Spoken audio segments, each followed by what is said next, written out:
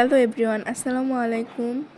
আজকে তোমাদের মাঝে হাজির হয়েছি নতুন একটি রেসিপি নিয়ে। প্রতিদিনই নতুন একটি রেসিপি নিয়ে হাজির হই, যদিও আজকের রেসিপিটি তোমাদের কাছে অনেকটা ইউনিক লাগবে। আজকে আমি তৈরি করব মাত্র হাফ কাপ চালের গুঁড়া দিয়ে এবং হাফ কাপ গুঁড়া দুধ দিয়ে সন্দেশ।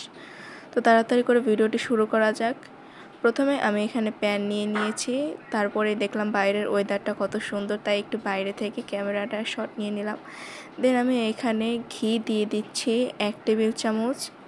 1 টেবিল চামচ ঘি দেওয়ার পরে প্যানটা হিট করে ঘিটা গলিয়ে নিতে হবে। যখন ঘিটা গলে যাবে তখন প্যানটা ঘুরিয়ে ঘিটা চারপাশে একটু ছড়িয়ে দেব। দেন আমি এখানে অ্যাড করে দেব হাফ কাপ চালের গুঁড়ো। আমি এখানে আতপ চালের গুঁড়ো অ্যাড করেছি, দেখতেই পাচ্ছ। আমি এখন নিয়ে নিলাম হাফ কাপ চালের গুঁড়ো। দেন আমি এখানে ঘিয়ের সাথে চালের গুঁড়োটা ভালোভাবে মিক্স করে নিচ্ছি, নেড়ে চেড়ে ভালোভাবে ঘিয়ের সাথে চালের গুঁড়োটা মিক্স করে নেওয়ার পরে আমি এখানে আরেকটি উপাদান অ্যাড করে দেব। ভালোভাবে চালটা কিন্তু ভেজে নিতে হবে। আমি চালের গুঁড়োটা ভালোভাবে ভেজে নেওয়ার পরে এখানে আমি কিছু বাদাম কুচি দিয়ে ভালোভাবে ভেজে নেওয়ার পরে আমি এখানে অ্যাড করে দেব কোকোনাট ক্রাশ। শুকনা যে নারকেল কুচিটা থাকে বাজারে কিনে পাওয়া যায়, সেটা আমি এখানে অ্যাড করে দিয়েছি। আপনারা চাইলে রিয়েল যে কোকোনাট ক্রাশটা থাকে আপনারা ঘরে যারা তৈরি করেন সেটাই দিয়ে দিতে পারেন। এখানে কিন্তু সমস্ত উপকরণ সেম পরিমাণে থাকবে, হাফ কাপ করে।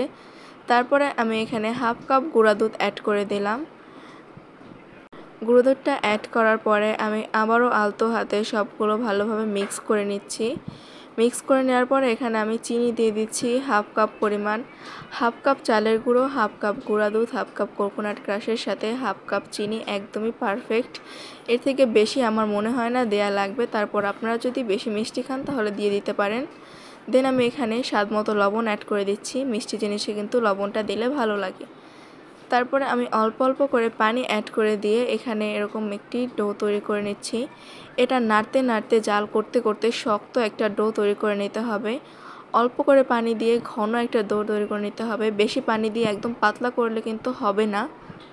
এরপর আমি ভালো করে নেড়ে চেড়ে নিচ্ছি কিছুক্ষণ। খেয়াল রাখতে হবে পুরোটা সময় কিন্তু আঁচটা মিডিয়াম আঁচে রাখতে হবে, যাতে করে চালের গুঁড়োটা যখন ভেজে নিয়েছি তখনও যাতে পুড়ে না যায়, এই পর্যায়েও যাতে পুড়ে না যায় এদিকটা খেয়াল রাখতে হবে। এ পর্যায়ে এলে কিন্তু এটা প্যানের সাথে লেগে যাবে, চিন্তার কোনো কারণ নেই। ভালোভাবে নেড়েচেড়ে প্যান থেকে এটা গা ছাড়িয়ে নিতে হবে। দেখো বন্ধুরা, এটা কিন্তু শক্ত একটা ডো তৈরি হয়ে গিয়েছে। এবার এটাকে আমি আলাদা একটি পাত্রে উঠিয়ে নিলাম। তারপর এরকম কিছু মোল্ড নিয়ে নিয়েছি সাজ।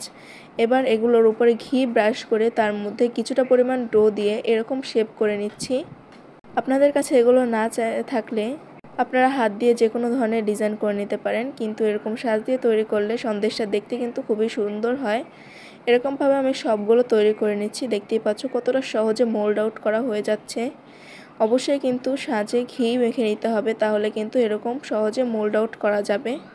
তো বন্ধুরা, এগুলো কিন্তু তৈরি করা হয়ে গিয়েছে। এই সন্দেশটা খেতে এতটা দুর্দান্ত এবং মজাদার হয়, এর স্বাদ কিন্তু মুখে লেগে থাকার মতো। মিষ্টান্ন রেসিপি তৈরি করতে চাইলে এই সন্দেশের রেসিপিটি হাইলি রিকমেন্ডেড থাকবে, কারণ এই সন্দেশটি মিষ্টান্নর মধ্যে খুবই ভালো একটি রেসিপি এবং খুবই সহজ, খুবই তাড়াতাড়ি করে এটা তৈরি করে নেওয়া যায়। এটা খেতে কিন্তু দুর্দান্ত হয়। তোমরা একবার বাসায় তৈরি না করলে কোনোভাবেই বুঝতে পারবে না। তো বন্ধুরা, দেখা হবে নতুন কোনো ভিডিওতে। ভালো থেকো সবাই, আল্লাহ হাফেজ।